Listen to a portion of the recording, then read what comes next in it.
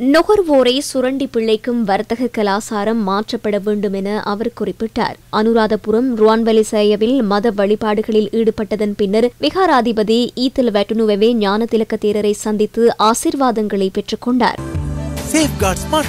எனது குடும்பத்தின் ஸ்மார்ட் தெரிவு. அதன்போது அரசாங்கத்தின் எதிர்கால வேலை திட்டங்கள் தொடர்பில் கலந்துரையாடப்பட்டது.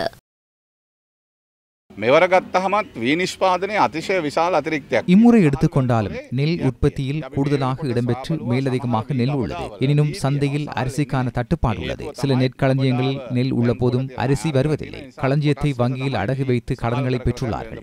அதனால் கட்டம் கட்டமாகத்தான் சந்தைக்கு அரிசி விநியோகம் இடம்பெறுகிறது.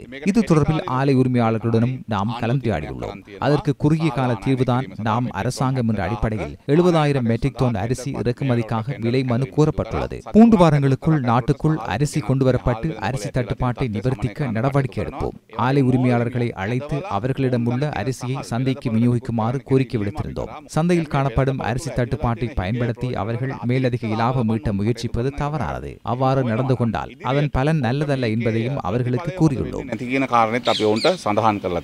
தொடர்ந்தும் கருத்து தெரிவித்த அமைச்சர் இவ்வாறு குறிப்பிட்டார்.